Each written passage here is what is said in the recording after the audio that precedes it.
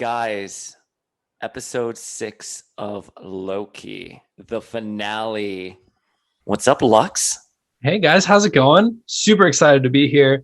I'm still reeling from the whole series, but especially that last episode. So I'm ready to jump right in.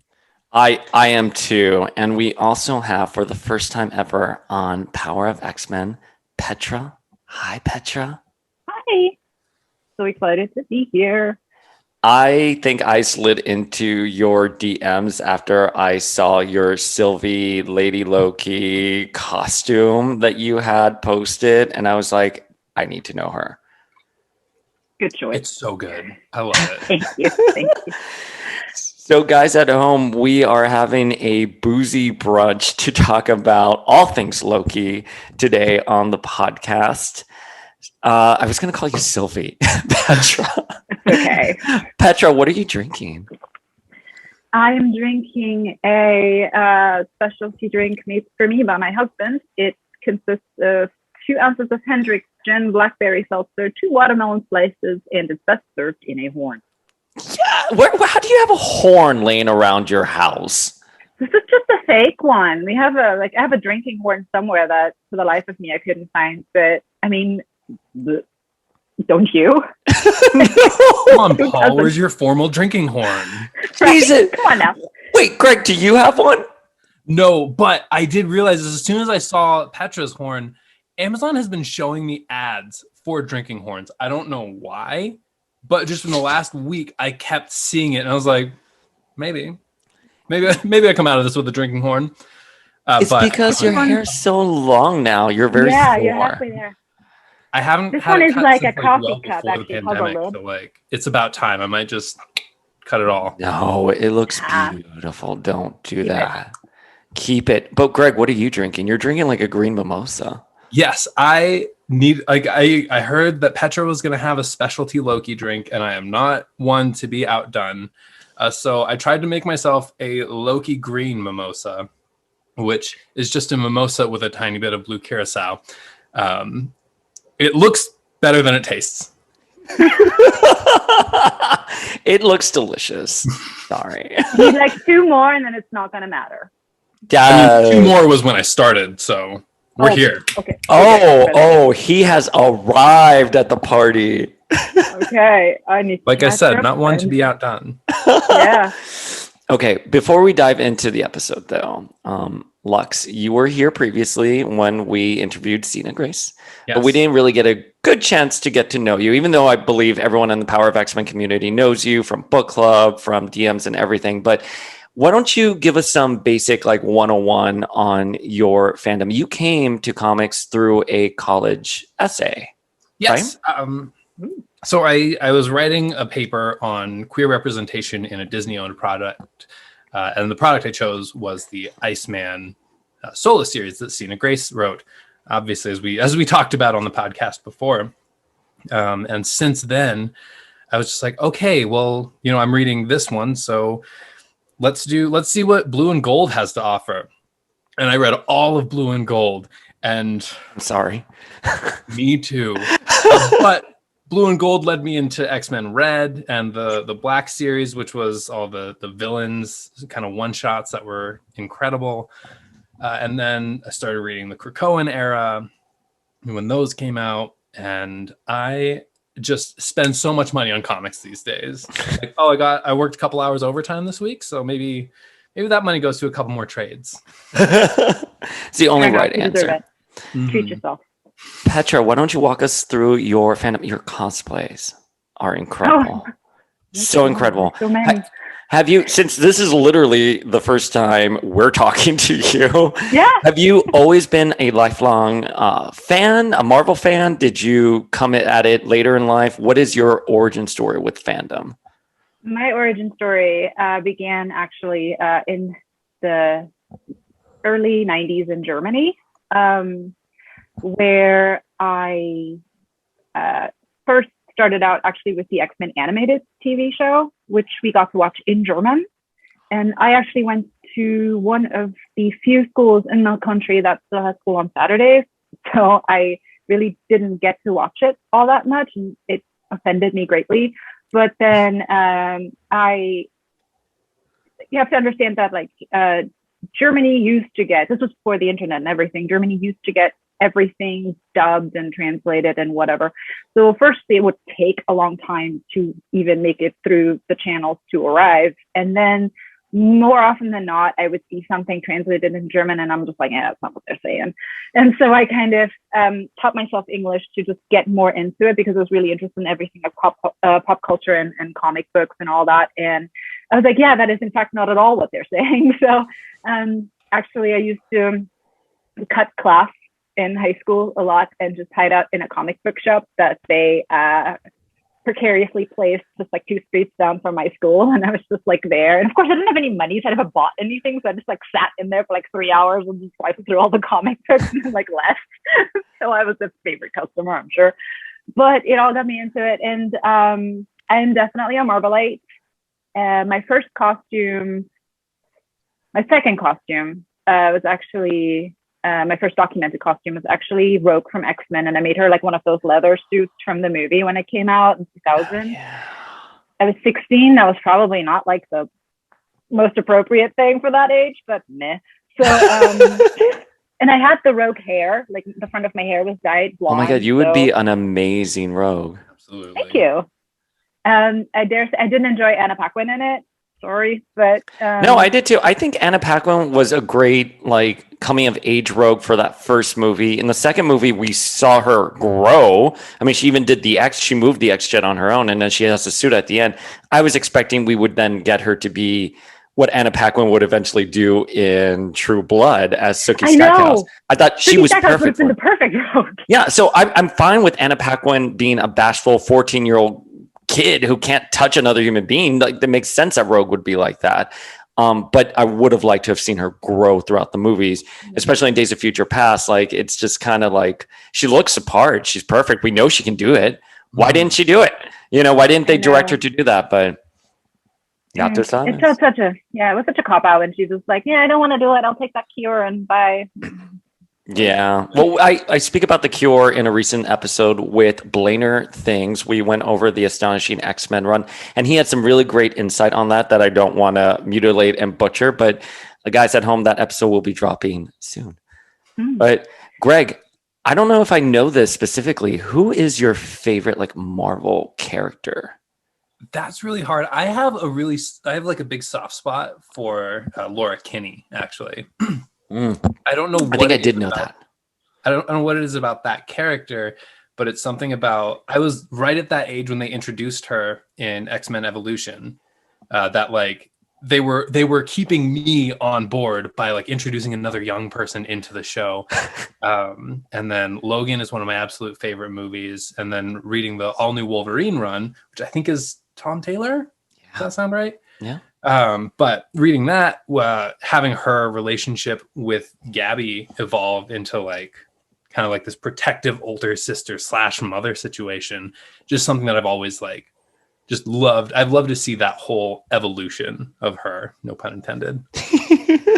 What did you think of Demanda Martini on our live last night, where she was here like, no more Wolverines, and like literally called out Gabby? That was the one thing I disagreed with. I want to kill every Wolverine except for Daken and Laura. And also like Gabby just like hides behind Laura in my head because I love her.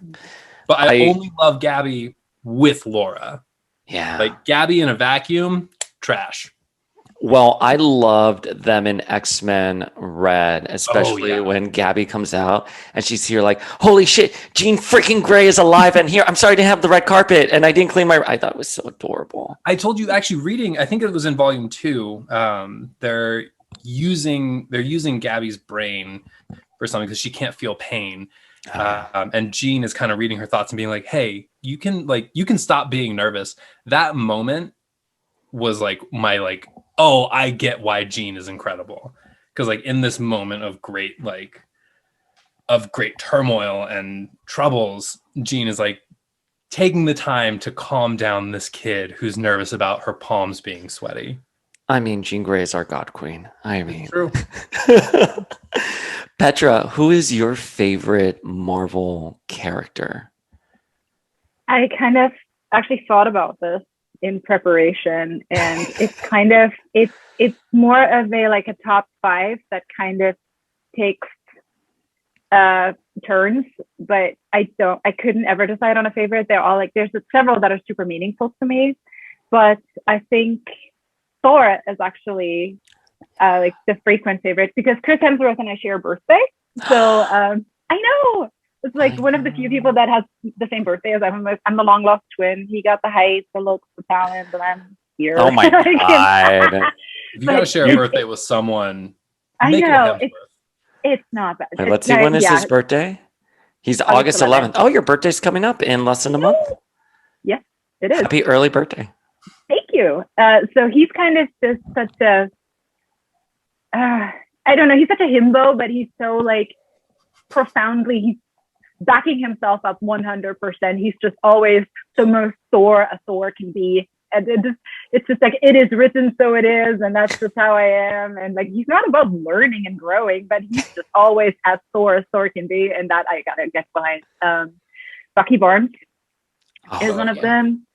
His story and like his like Stan Lee, which makes me more of a Marvelite than like a fan of any other publication or franchise, is that all his characters mean something to him and mean something in the greater scheme of things. And with him, with like loss of agency, torture, trauma, being a prisoner of war, all that stuff, like that is still, and like the whole reason for him to exist, for the fact that Stan Lee didn't want little 18-year-olds to be like excited about signing up to go to war.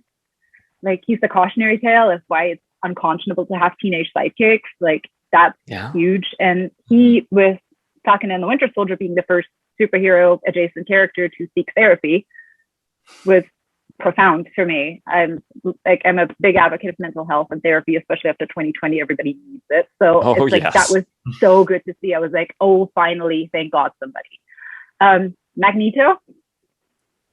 Okay. We love Magneto here. I love him. Especially from having like come into the fandom mostly through like the TV show and the movies. Magneto there. What? Wait. Well, let me ask you both this question. What do you guys think of the trial of Magneto? I'm so stoked for it. I know. Because like there's this thing that my brain can't separate, like the like storytelling aspect behind the scenes. Like I have to be thinking about that. And with the Scarlet Witch being so huge in the MCU right now, like they're not going to kill her off in the comics. Not permanently anyway. That's not she's coming back. She is coming back. Well, Cerebro will have a backup of her, because if the logic is she was one time considered a mutant by everyone, she would have been backed up. So whether they stop backing her up after, Access is a different story altogether. But let's see where it goes. I'm really excited. Sylvie, were you? Sylvie, I called you Sylvie. Successful cosplay. That literally, and I literally just said it so casually. I'm like, Sylvie. Like, hi, Sylvie. Like, as if you're my friend. I'm like, I loved you on your show. Petra. Yes. Petra. What did you think of that ending with of the Hellfire Gala with Scarlet Witch now dead and Magneto, I guess, stands accused? I love that. That first thing out of Logan's mouth is, "Oh no, what happened?" Second thing is, "Where's Magneto?" I was thinking that too. It's one of those things where I hope they do it something epic, like a Murder on the Orient Express type thing, where it's just this cast of really intriguing characters that all kind of have a motive. Like in that trailer when you see Mystique just being like, and like, oh yeah, okay, can you be more obvious? And then Emma Frost is just like, I don't care, I'm having a drink here. Like, Scarlet Emma's over it. I mean, someone else pointed this out where it was like, don't forget in House of M1, she was here like, well, let's just put her down, She was like, I don't care. But it's so funny that you said that, Petra, because I have said I want it to be an Agatha Christie style story. I don't know if we'll necessarily get that. You know, like I was hoping even the Hellfire Gala would have set up her death a little bit more. Everyone was like, "Oh, I saw it coming," everything, blah blah blah. I don't know if it's the curse. I just look at the writing before me, and I'm like, no, they would have set this up here and there, but that's not how. You saw the trailers. You saw it coming. Yeah, it's so you know, like let's see how they executed, but I'm really excited for it. But that actually, speaking of Wanda, leads into my next question for you guys. And Petra, we can kick it off with you. How do you rank all three Disney Plus shows now? Loki, Falcon and the Winter Soldier, and WandaVision. How are you ranking those? Ooh, okay. And this is not necessarily indicative of like objective quality. This is just my personal preference. And like subjective. I know a little about a lot, but like I can talk really loud, so that makes up for it. So this is purely personal. I have to say, Falcon and the Winter Soldier to me ranks top because it deals with a lot of issues that are really important right now. I feel, and it deals with them very meaningfully. And I feel like Sebastian Stan and Anthony Mackie just like came together as the two scene stealers that finally got their moment. Oh, yeah. Whereas, you know, flag smashers, whatever, who cares? But like, I thought it was just so important. It set up the transition in such a fundamental way that like the old guard is out, Steve Who, like, we're here, it's our time. And I think that was such a big building block that doesn't necessarily like factor into anything. I know WandaVision goes into Doctor Strange and then Loki goes into more Loki and all of that. But I think that was such a good like pin in that whole network of properties that we have now in the MCU. So that's my top. Loki is like a hair second because the first episode to me was so exposition heavy. While it was important, I was just kind of like, come on. Oh, we're done. Okay. So it took a minute to find its stride, and I had some things about it where I wasn't quite sure about, but it really like came together for me. So it's like, I mean, they're they're almost tight. And then WandaVision, not because it was worse or whatever, but just because to me, not having grown up in the US, all these like sitcoms don't mean the same thing. Oh, interesting. I never considered that angle.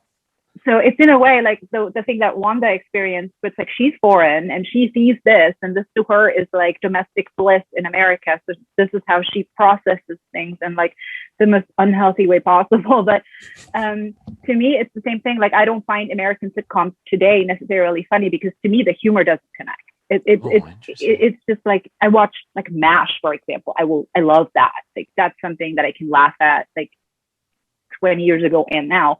But all these like I Love Lucy or all these things that this is based on, I'm just like I don't enjoy the original because it's like peanut butter and jelly. I didn't grow up with peanut butter and jelly sandwiches. That's a very alien to me. Yeah. So it's just like it took me a long time to like see where it was going with it because the connection wasn't pre-made through my childhood for me. Yeah, those first two episodes must have been really hard for you then because they're just so straight, just like, oh, Wanda and Vision are bewitched now. Yeah, I mean, I could enjoy it because I knew the shows, but I was just like, okay, this is hilarious. Like I'm glad they let me loose. Like we're not serious for once. This is awesome. But then you see all these little like flashes of things to come, and then like the dude in the hazmat suit showing up and all that stuff, and I'm just like, what's happening? Why? But it got so powerful towards the end that it just like had that.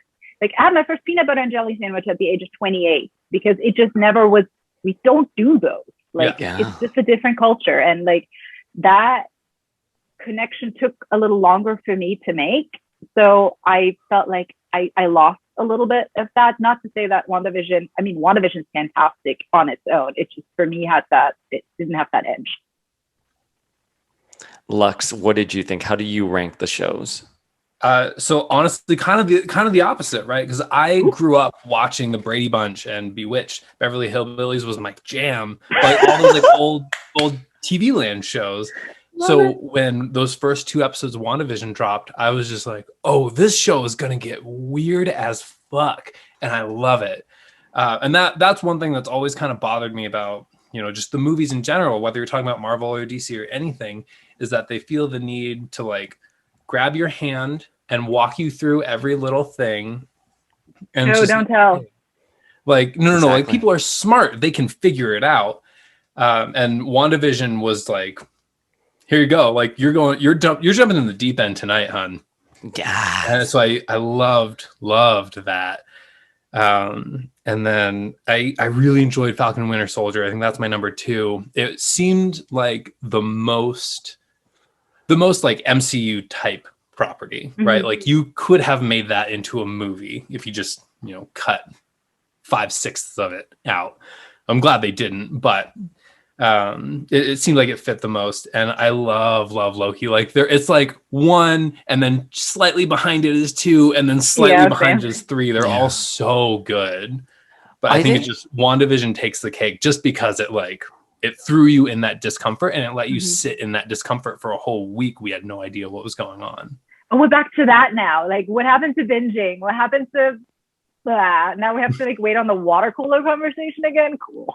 Well, I think they do that because I follow this movie industry YouTuber called Grace Randolph, and she talks about how binging, it is a one and done conversation. But when you start having the shows weekly, people are tuning in weekly and they're talking about it, and it helps make the shows more popular. I think The Boys was weekly, and Invincible, they really benefited from something like that. WandaVision, at the time, I was like, I need that next episode right now. Every time I cut out and you saw her fucking eyes, I'm like, fuck, And I don't know what it was about WandaVision, because I've been trying to think about this. Everyone was invested in it from a narrative, clown makeup perspective. The entire Stan community, whether you liked Wanda, whether you liked the show or not, you had theories and you were talking about it. And Power of X-Men, the engagement we got with any Wanda content was light years. You know what I mean? And we didn't get that with Falcon and the Winter Soldier. And I think Falcon and the Winter Soldier, though, I'm so proud they have it out there, because exactly what you two were saying, which is those themes and issues they tackled were so fucking important. I think maybe Marvel was a little late to the game. That's the thing I've said in the past. But then I'm like, well, there was a pandemic. They went there. They went there. There was a pandemic. What venue did they have before Disney Plus to actually explore these issues? You know what I mean? You had the movies, and the movies were just more big event focus. So Loki, I'm pleasantly surprised. I agree with you, Lux. It's probably my 3rd by just a hair. And when I'm ranking them, it's not because one is better than the other, as you were saying. I'm just going to call you Sylvie again, Petra. I'm just going to call you Sylvie from now on. Petra. It's just different. Hi. Wait. Oh my God. Guys, Petra's cat just came in. Petra and Lux both have cats that have, oh my God. So cute. I want to make him a little Loki hat. Make him a little Loki variant. A Loki variant. Oh, this is delicious, everybody. Hi. But they were just so different. And Loki I was pleasantly surprised, because that first episode, I was like, yeah. A lot of exhibition here. Okay, so you're catching him up with what happened to his life. I know he didn't download the memories, which I've said in the past wrongly, but he absorbed the memories, and he's sort of on the same page as that Loki who died. He's seen his mistakes of what happens in the future. So but it really took off. That the low point for me with Loki was the episode when they're stranded on the planet. I always get the name of the planet wrong. Lamentus. I say something, whatever. Lamentus. The purple one. I don't know. It just felt like it was just really strong filler when we didn't need filler. But after that, I thought everything was wonderful in the series, and especially this fucking finale. Yes. Literally lost my shit with this. So what did you guys think of this finale? Let's all take a sip. I'll take a sip. Guys at home, take a sip. If you're having a mocktail or water, take it now. Because that intro, the only thing I'm gonna say about the intro, I thought we were gonna get quotes from the Fox X-Men. That's my clown makeup on right now. That it would have been so good. I would go on all kinds of extremes to get McAvoy and Fassbender in the MCU. Dude, I don't even know. It would just, like, what is it, that like Ascension meme? It would just like ape chakra right up here. I haven't seen that meme, but no, yes. I mean, I think the variants are establishing the Fox X-Men coming in. Cameos they can at least like everywhere. do a little bit here and there. Spoiler alert! Spoiler alert! If you haven't seen it, go watch it now. We're gonna say spoilers. What were you saying, Lux? I was just saying they could at least do like in Multiverse of Madness or some other like multiverse property. They could throw McAvoy in and just Deadpool. Be like, oh, you're not the Professor X we know, just as like an homage to that we don't feel like is a big middle finger like Ralph fucking Boner. Oh, like I'm like seizing right now. I had Ralph Boner, but Petra, what you said. One thing that I don't feel a lot of people have been discussing, and I'm guilty of this. I didn't even post it on Power of X-Men. We got a Deadpool in the MCU trailer for Free Guy, and not many people are talking about it. Right? And I think Marvel pays attention to that big time. Yeah. But even like the bigger MCU accounts, and we're talking accounts that have like 500,000 followers, no one really mentioned it. And those that did, it got little like response. I know. I think we're all just like, we're trying to, keep the clown makeup off, essentially. Like, obviously they're going to keep Deadpool the way that, he's presently presented. Mm-hmm. But I think it's better if Deadpool is kind of in his own little pocket. Like kind of the way they did it with Fox, where like they did have, I think it was in Deadpool 2, they had all of the Fox X-Men do a little cameo there. And like, I thought that was appropriate. Like, just keep him kind of like that, where like maybe someone walks through, or maybe you see this, or he says something about that person. But Deadpool doesn't need to affect the MCU at large. Yeah, I don't know. Let's see. Look, I think I'm happy Marvel is showing us that good faith. And obviously we got Kevin Feige in the Hellfire Gala, which again was another lovely wink. So with Loki in this episode, again, they're going through, and guys at home, that opening shot where it shows like the universes, and you get like Maya Angelou saying, I will rise, Neil Armstrong, one small step for man. And a lot, and Greta Thunberg, who's officially in the MCU. How dare they? I love Greta so much. They were really great quotes. I thought because we opened up with all of the quotes from other characters, I thought, they're going to sneak in like X-Men or something like that. But they didn't, and it's fine. Yeah. But what did you guys think of just like seeing that big cosmic opening and then finally arriving at I call it the palace, whatever it's called, but they go past the void. They finally arrive there. I was hyped. I was like, that's it. There's something big's going to happen here.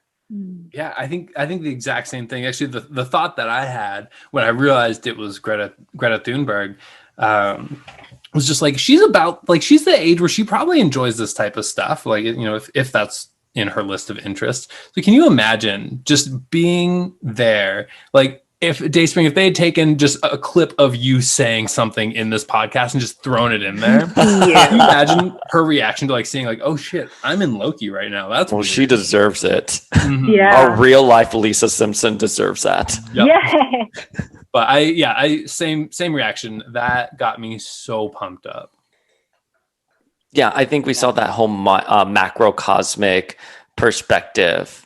Petra? It was very, it has to me, and I know they referenced it a few times, but it was very Wizard of Oz. It was like very Emerald City, like. Oh, yeah. Yeah, it has that whole, like with that like Elias kind of dissipated in that like opening, and you see that like those spires coming out, and then you're just like, it has that like dark Wizard of Oz feel. Like you meet the man behind the curtain, and nothing's ever going to be the same. And you're definitely not in Kansas anymore. You're also not in Oklahoma, but they did stop there for once, so that was nice. But it was very, just generally the visuals of the entire show were just stunning. I know everything usually kept it like, I mean, WandaVision went all with the like semi-metaphysical, and then Falcon and the Winter Soldier kept it pretty straight with like the earthly locales. But this just was a trip. It just was Ragnarok level, and even like classic Thor level. Like the only thing that was missing was somebody punching a space shark, which I hope to see that at some point, because that is canon. That is something that happens. But it was just this like wild, colorful trip. It was that gorgeous. Felt so profound, and I was just like, holy crap. Like, and everybody, of course, we knew who we were going to meet because everybody looked at the casting and everybody knew, but we were still not sure like what we were going to encounter with. I don't know if I didn't look at the casting for this one. I always do. I was going like on the IMDb pros. I've been burned with going on Reddit and looking at everything with MCU content. I'm burned with it because it's always wrong, and it's such great theories that are on it. I say this all the time. There was this user named Suki on Reddit who posted supposed like WandaVision spoilers, and they sounded so great and so big. I was like, yes, and none of them came. Yeah, to the fan fiction. No. Well, and here's the thing, like, guys, like, it wasn't even like I read someone's comment and I was like, ha, I like this. I'm going to call it like, someone's leaking it. No, like the moderators from Reddit actually elevated the post and like gave them their own subreddit. So I'm like, oh, this must be the real deal because people are really talking about this. So with this one, I didn't. The only thing I'm going to say that I was expecting we didn't get, and it was Mr. Scott Free's theory, was King Loki, because the Loki variants were such a big part of the show. I thought, thinking, if they're only thinking about this from a television perspective, like WandaVision, where it's a little bit more of a beginning, middle, and end for this story, it makes sense that you would have like King Loki there at the end of time, and Loki confronting himself and sort of overcoming his past transgressions by killing his ultimate superego, something like that. But listen, that being said, I'm glad it wasn't King Loki. I'm glad we got Kang, He Who Remains. I was like, when I saw Kang, when I saw him, I was just like, fuck yes, because he's not, Jonathan Majors isn't supposed to debut as Kang, or wasn't supposed to debut as Kang officially until Ant-Man and the Wasp. Yeah. Quantumania. So I'm here for it. I know. Yeah, that's the same thing as like when I don't know much about Kang in general, but it's just his backstory was so specific. And they're like, oh, I was a scientist in the 31st century, and this, and this, and this, and I met all these. And then I looked it up, and I was like, oh no, that's like Kang. It's not like a thing we're gonna reveal later. That's his backstory. Mm-hmm. It was like when I watched the Flash CW show. There was a character and they're like, oh, this guy's name is Hunter Zolomon. He's this, and this, just like a normal dude. And I looked at my roommate at the time and he was like, that's a weird name. He's somebody, right? Yeah. It was, whoever he was. But it was the same thing, like too specific, but so great. I did want to make one note of the design of, they called it the Citadel at the End of Time, or something along those lines. At the Citadel, I just had to look it up a moment ago. It's all the whole background, all the walls and the doors and everything. They look like they're like pieced together with like gold or something like that, like kintsugi pottery. Yeah. And I just thought that was such a cool design element to keep everything together. Yeah. Like he is at the end of time, holding it all together, like keeping this timeline consistent by piecing things together. And it was just gorgeous.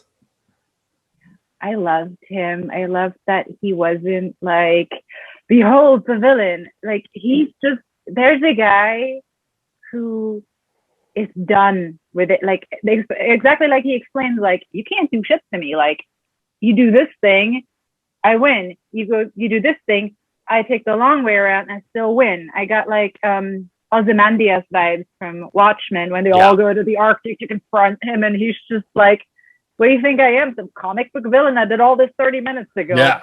Like, it was just, he's eating the whole time. He couldn't care less. He's just having a laugh at their expense. And they're all just, Sylvie's just like, I feel like they're doing this thing where Sylvie's like sword drawn, like trying to get at him, and like Loki's holding her back by the scruff of the neck, and Kang's just like, y'all are funny.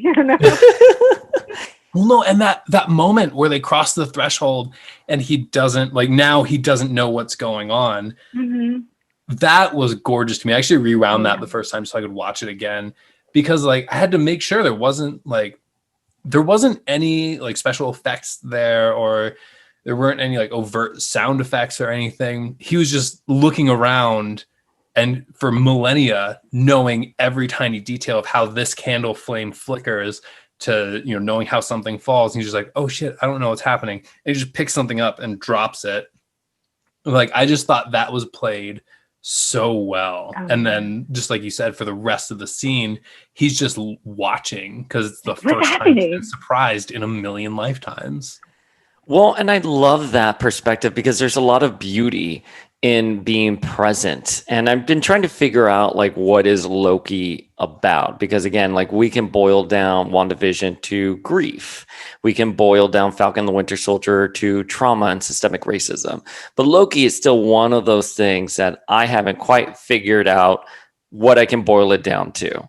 And, that scene in specific where they cross that threshold where they're like, he's here, like, I don't know what's happening next.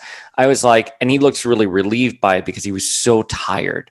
I mean, he tells that to Sylvie. He's here like, I am just tired. You can kill me, cause a whole mess of problems, or I can be here and you guys can have whatever you want. I thought that was a theme, but I haven't seen that in other parts of the series. So I'm curious what you guys think Loki, especially now that we're at the end, what Loki is about as a series. I actually do have a theory on this. I think that it's something to do with kind of breaking that cycle of just predestination. Of your predestination, right? Yeah. Kid Loki says it in episode 5. He says, anytime time we do something, better ourselves, we end up here. Yeah. It's either we fail or we're evil and we make everybody else miserable, or we're miserable. And anytime we try to not do either of those things, they like destroy us for all intents and purposes. Exactly. And then it comes up again in the Citadel when Loki and Sylvie are arguing with each other, trying to figure out what they're going to do next. And Loki says, you don't trust me. Or you can't trust, and I can't be trusted. And I can't be trusted. And I think like that's the thing. I actually, I used to date someone who we dated back when like Ragnarok was out, and we used to argue about Loki specifically. Because that's a really healthy relationship. Right? That was our big argument, though. Arguing about the bills. She'd probably be really upset that I'm on a podcast about Loki right now. Because I was just like, no, Loki's terrible. He just does the same thing over and over and over. Are you still dating this person? No. This was good. Because they were wrong.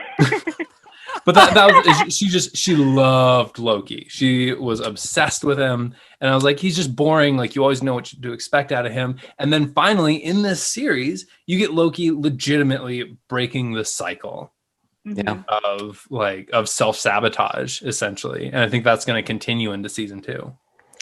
Yeah, I agree with that. I think that's why we have a season 2. I'm curious what season 2 is going to look like. And guys at home, obviously the post-credit scene was a stamp saying Loki will return for a season 2, which is great.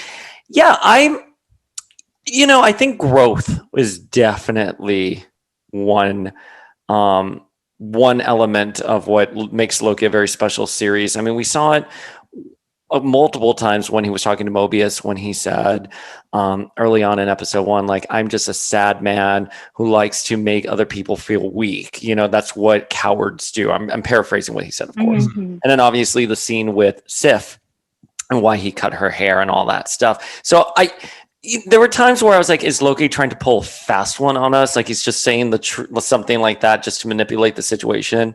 But I think he was truthful. I always thought he was truthful. I thought there was going to be another shoe to drop with that. He was just using that to his advantage.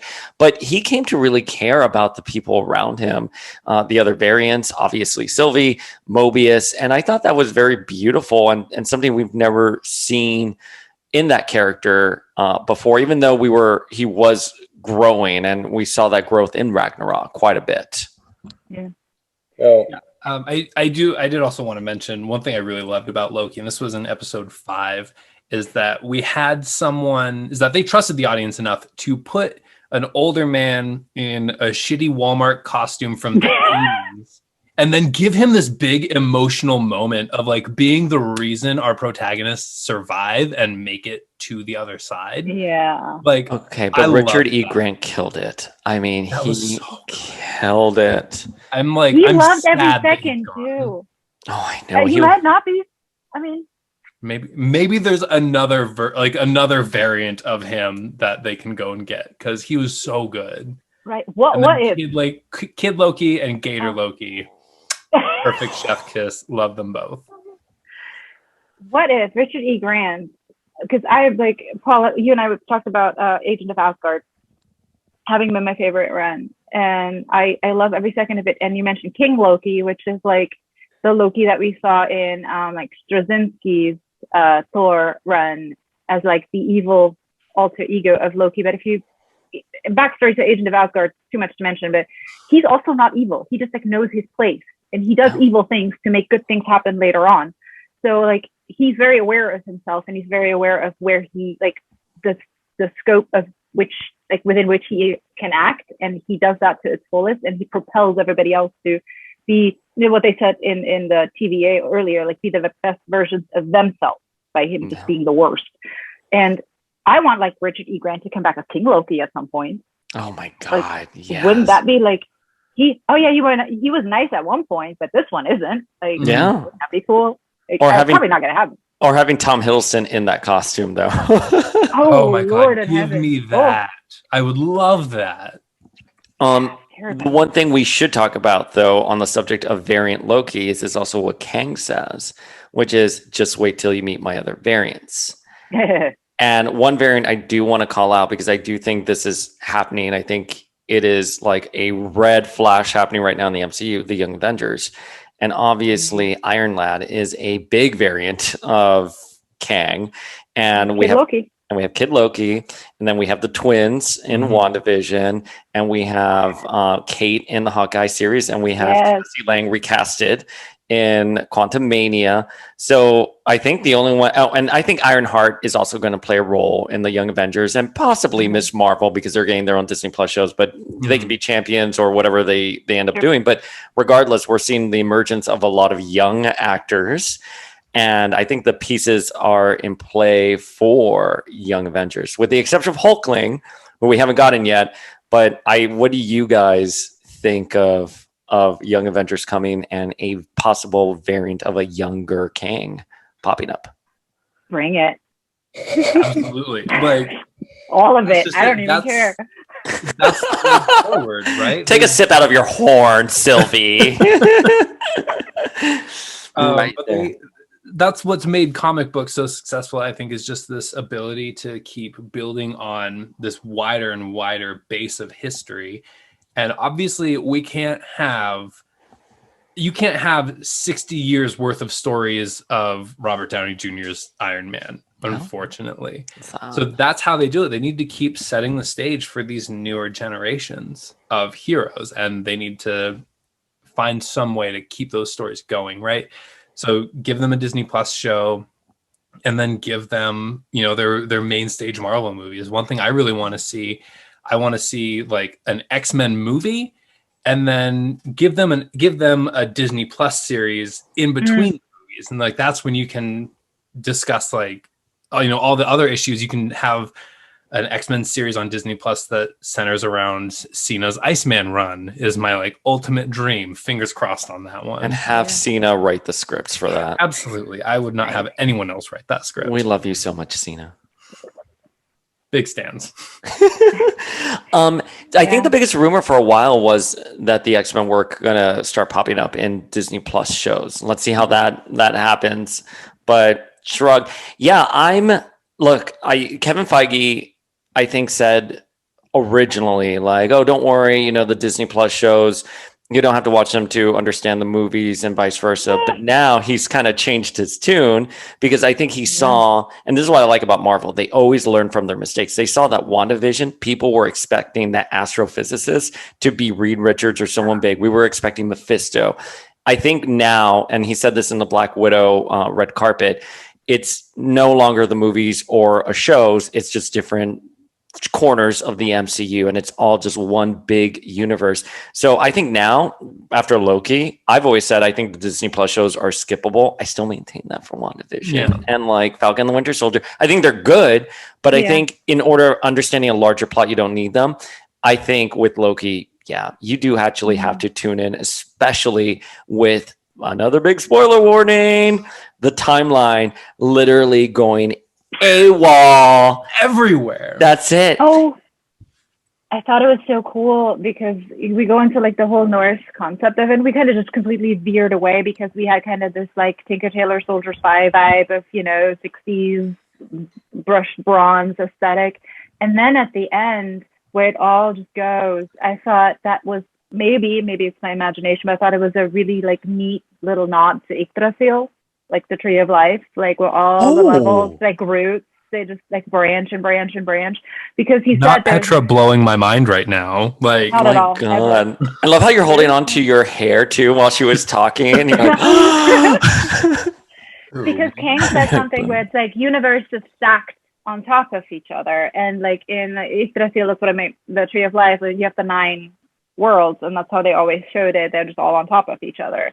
But I thought it was just so cool that it went like out, like almost like arteries, maybe of a living system. Like now it's organic. Now it's not conforming to any calculation anymore. It's just all anyone's game, and it's all wild. And I thought it's now that the Jeff Goldblum life will find a way. Like it's all just going. I mean, I've been talking about Jeff Goldblum all week because the Hasbro Live with Jesse Falcon, he was giving me Jeff Goldblum vibes. So I have been obsessed all week again with Jeff Goldblum. But that scene, Petra, that you were talking about, I love it because it reminded me from the X-Men animated series where Immortus also has a cameo in. But when Apocalypse goes, unfortunately for you and your universe, time has run out. And like literally... that's a Beyond Good and Evil story. Like time is broken in the X-Men. It was originally supposed to be the X-Men animated series finale, and it dealt with time and the access and everything breaking, and that's the vibe. That excitement, that vibe was present when I saw that. Like literally, my mouth dropped when they went over the threshold, that red threshold, and like time just started spiraling or becoming this beautiful, organic, living tree of life, as you so beautifully put it just now. I wish I had longer hair to hold. It's a prop. Yeah. Get to it. It's beautiful. Oh my God. Both you guys have beautiful hair. By the way, sidebar, you, Petra, are of the Hemsworth family, and you, Lux, you look like Sebastian Stan. I never really, you always look like someone to me, but I get it. You got Winter Soldier vibes there. I will take it. Like, I've been wanting to do a cosplay just for my whole life. I've always wanted to. And I love a weird, unnecessary mask. I love a Sylvie crown, a Jean crown. And give me that. I'll do it. Yeah. Okay. You can be a Winter Soldier Jean hybrid. Oh, that's the dream. You could be a variant of both of them. Exactly. There you go. One way.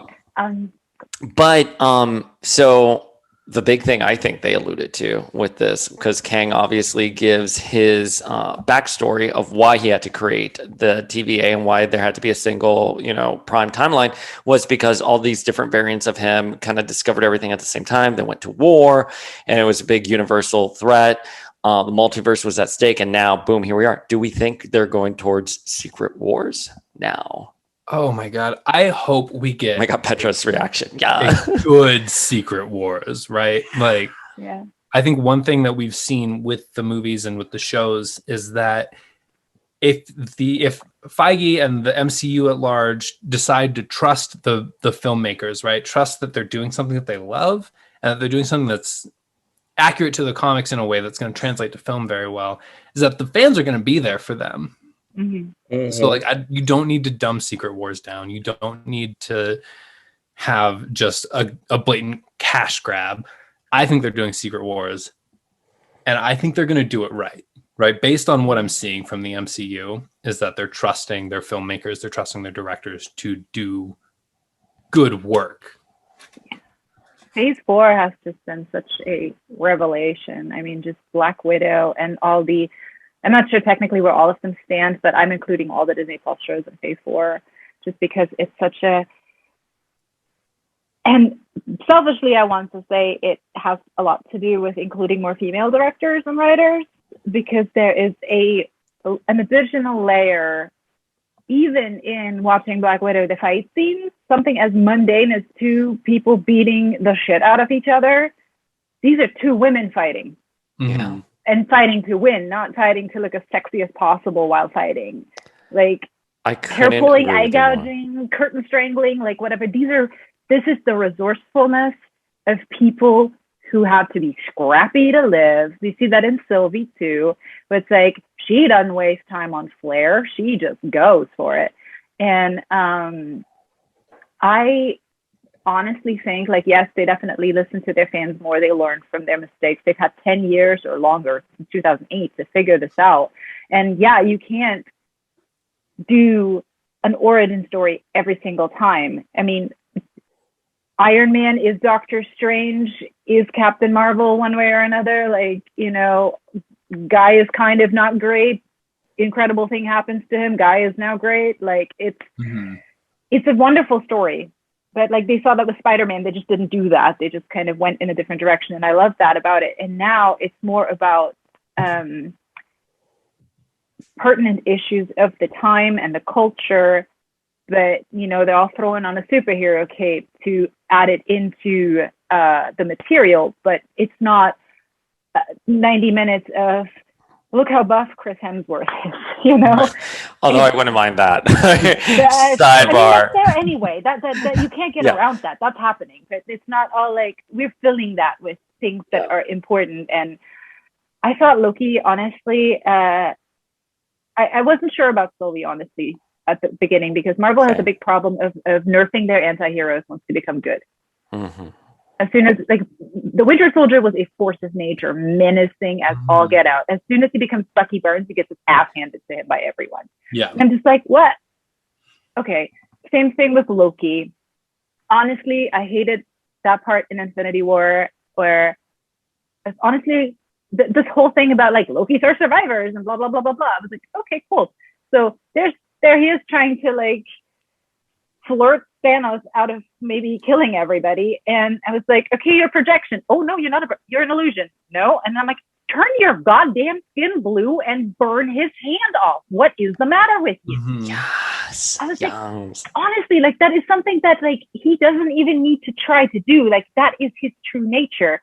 And yeah, I get it. You know, he was Odin's son the last time he introduced himself. He was introduced as Laufey's son because he, like, in that timeline never made that leap.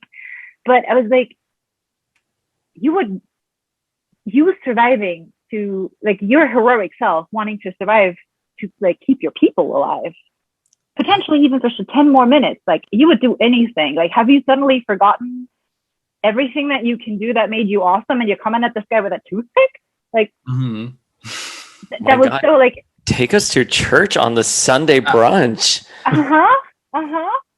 Holy water right here. Now we know what happened to that missing horn on Sylvie's. You know, it is surprising how many things you bang into with these things. That's what they don't tell you. And like, I'm very spatially unaware, so I just like run into door frames or walls or whatever. I mean, I'm very spatially unaware. It's literally a problem. Try this. This is a nice little challenge. But yeah, I think Loki has become so much about like true self-confidence and self-awareness and like vulnerability as strength. Because Sylvie's just as boneheaded as any other Loki. She doesn't think past her like immediate gratification, like, I'm just gonna kill this guy because I'm pissed. And like, I have trauma. Like, yeah, guess whatever.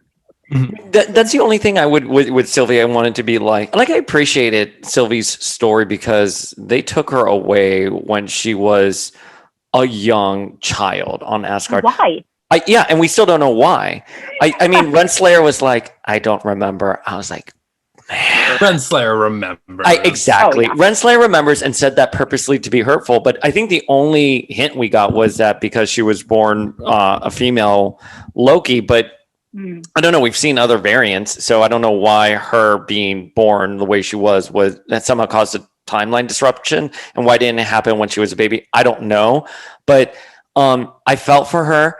The only thing I wanted to be like, oh, come on, like Sylvie, like literally you're going to kill God right now. And like the universe is going to go shit. Maybe we just have a moment here where you and like other Loki just figure out like what to do. Like, I love that they could be reinserted in the timeline and be together, but that's what's brilliant. That was what's so brilliant about Sylvie. She does not want to lie. She wanted revenge for everything that happened to her and her life, because she had to live at the end of time with an apocalypse, and that shit like weighs on your soul. Yeah, just like as I pour another glass of rosé for over 1,000 years. No, like, yeah, Jesus, I'm sorry, Sylvie. Like, you know what? Maybe Immortus had it coming.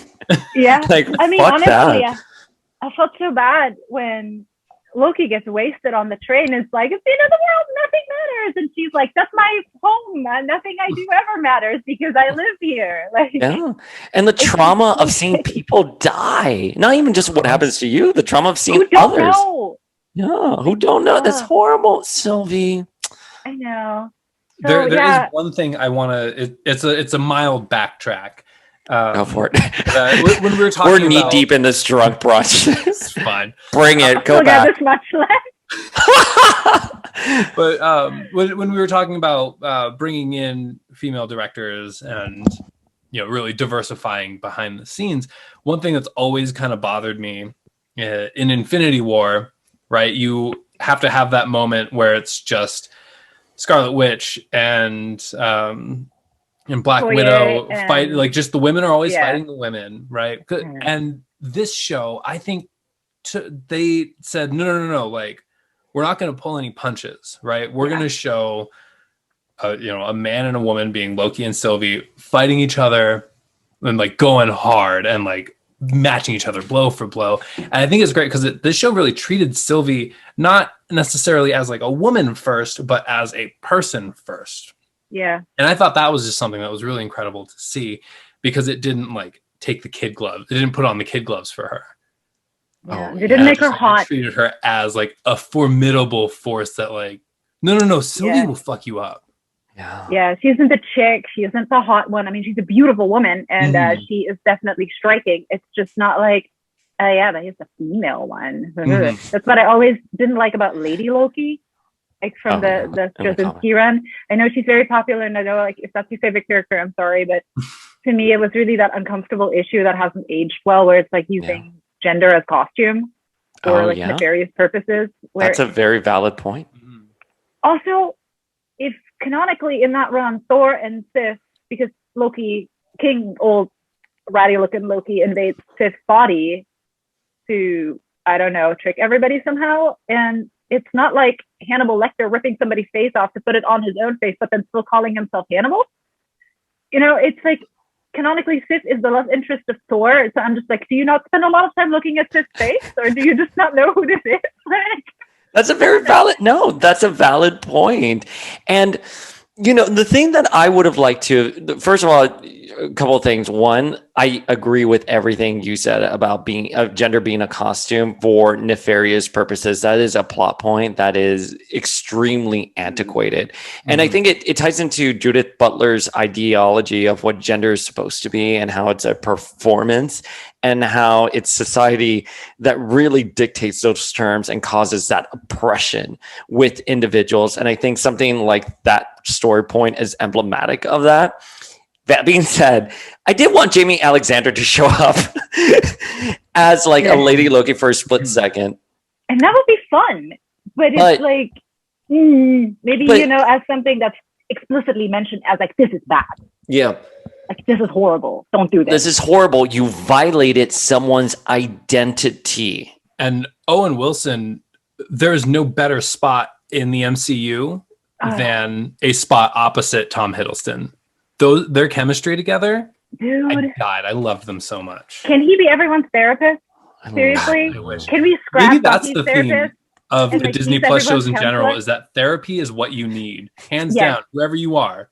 So if Wanda had just like seen a grief counselor instead of going, you spent an hour with Owen Wilson. You can't be mad. It's physically impossible. Wow. Like, he's so chill. Like, okay, but that ending though with Owen Wilson, like first of all, boyfriend she did not get her jet ski, and secondly, he was here like, who are you? And literally, that's when we find out he's in the timeline where Kang. I mean, maybe I misheard it or understood it, but he's a different timeline. He's in a different timeline now, where Owen and everyone are just under Conqueror Kang's reign, and then we get obviously the shot of Kang in his traditional outfit, and we're like, "Holy fucking shit!" Yes, that like.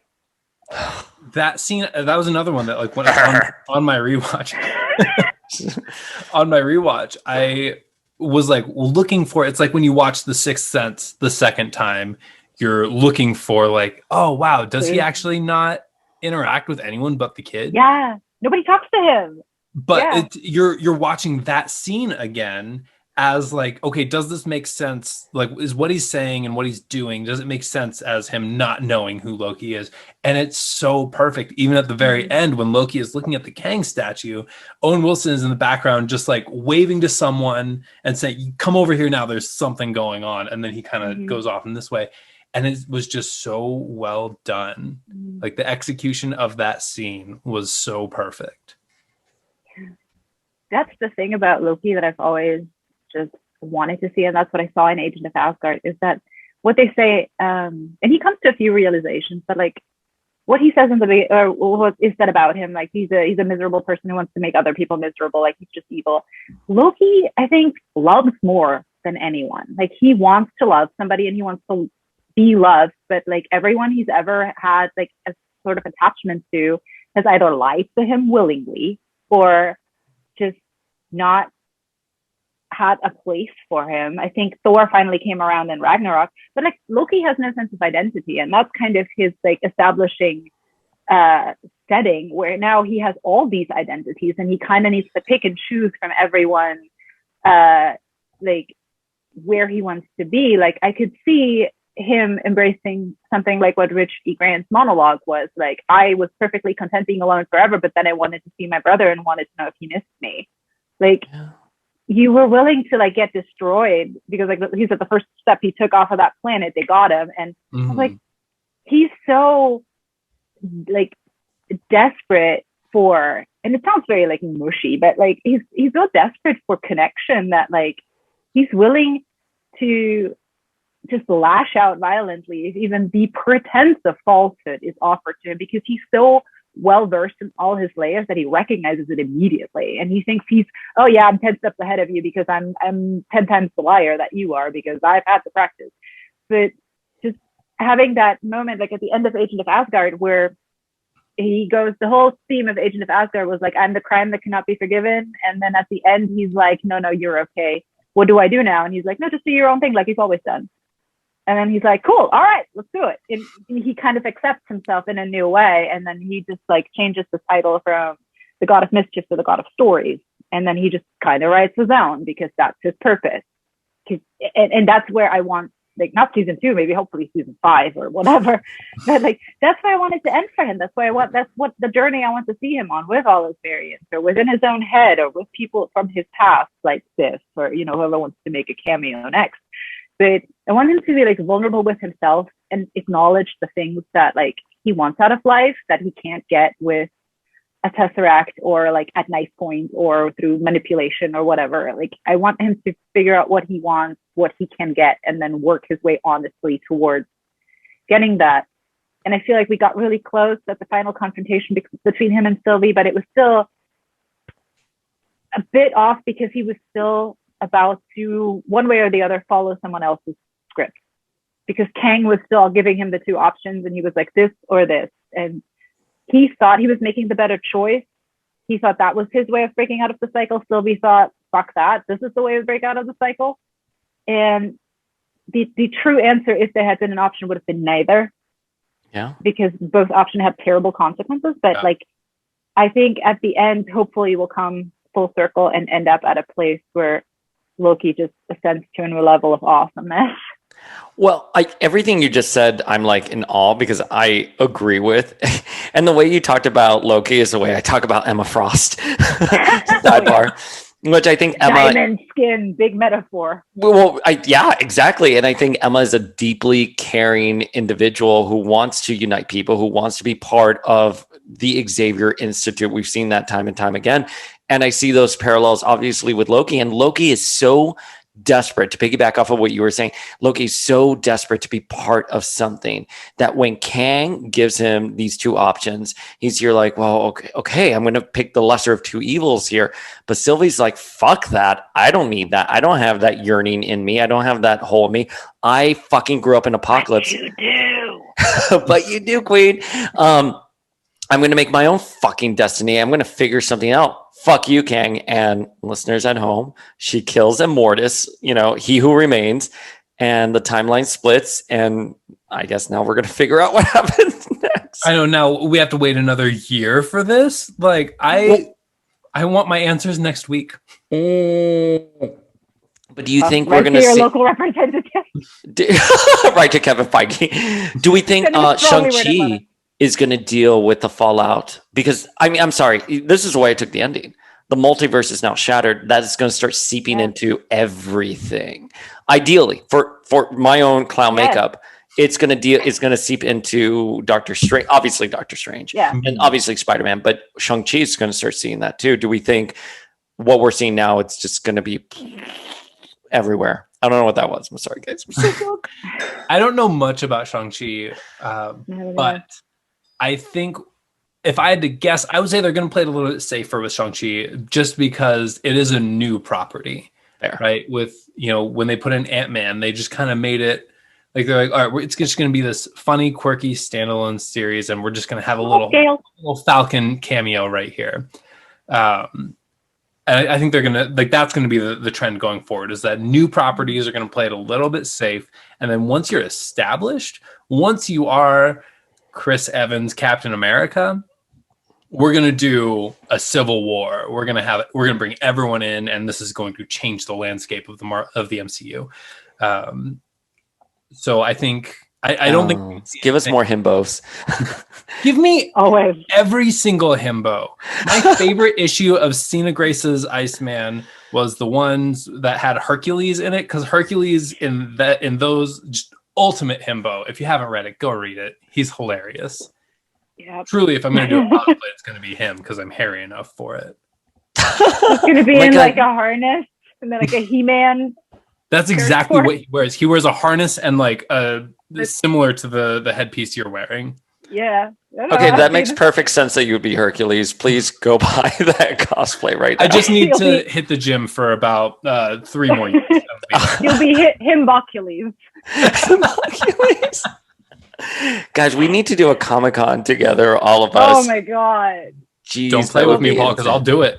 Guys, 10 minutes sober and then all bets are off. Yeah, we will be sober for 2 minutes. We're like, hi, hey guys.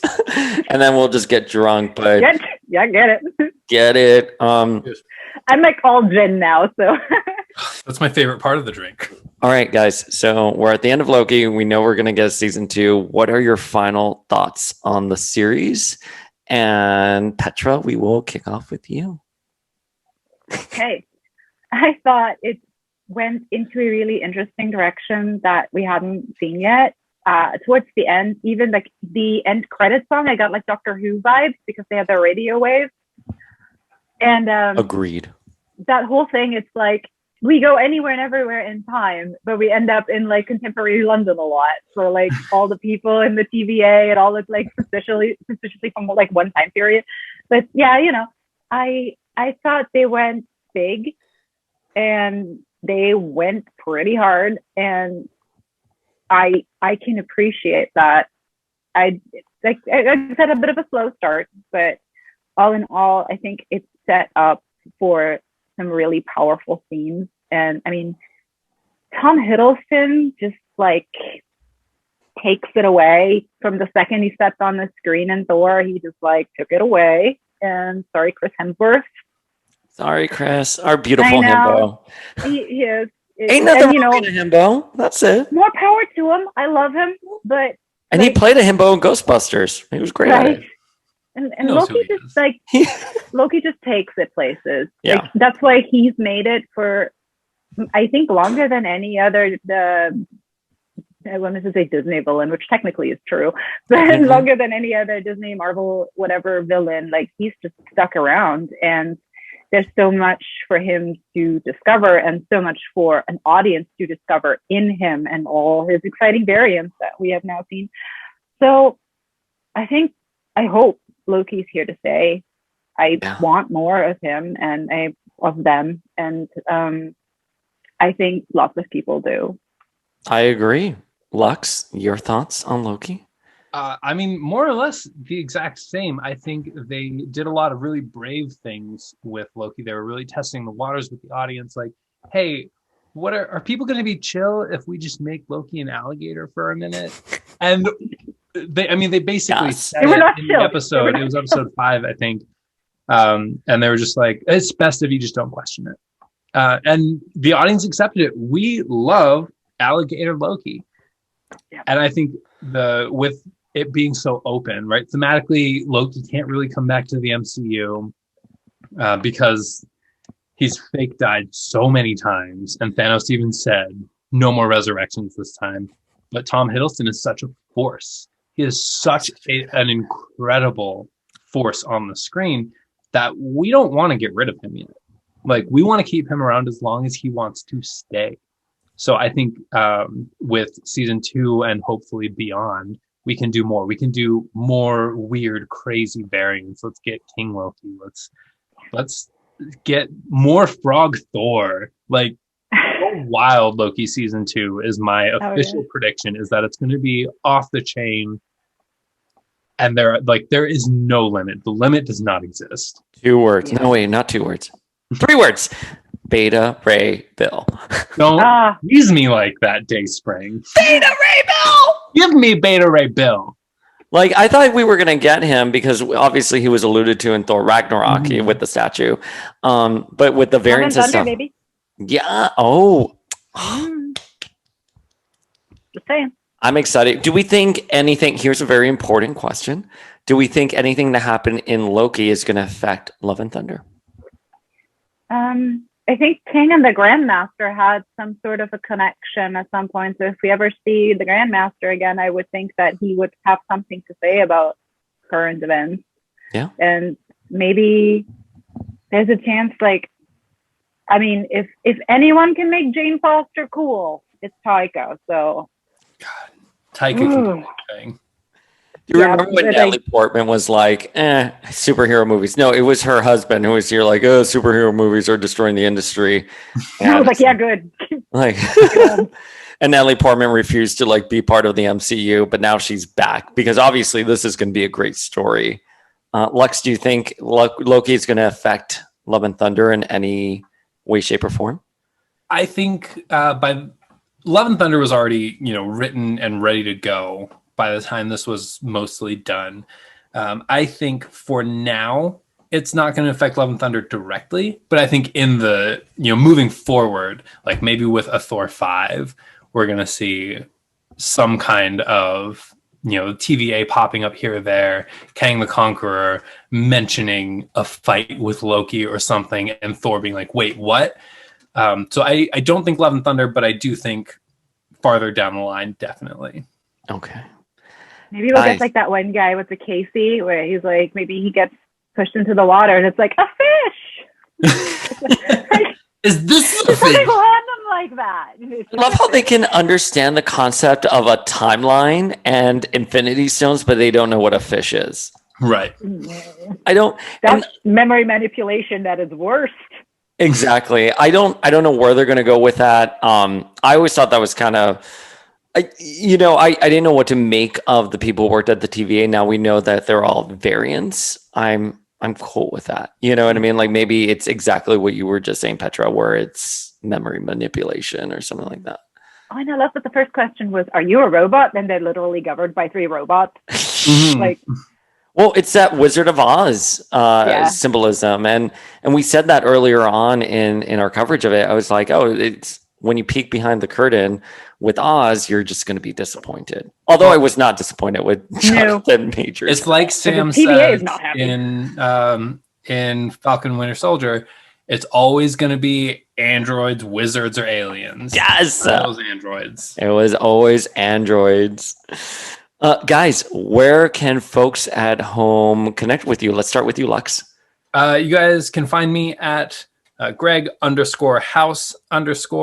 I'm on Instagram. You can follow me on Twitter if you can find it. I'm never on Twitter. So if you find my Twitter, let me know so I can sign back into that. Hunt is on. Petra, where can people follow your amazing cosplay? Oh, thank you. I'm mostly at HallOfFemme. That's almost like Hall of Fame, but spelled FEMME. I'm also, if you're local in Oklahoma City, I am currently the artist in residence at the Skirvin. So if you find yourself downtown, go see my studio, stop by, let's chat. I live there now. So yeah, anytime. Just I'm mostly busy on Instagram, sometimes on Facebook, but that's probably your best bet.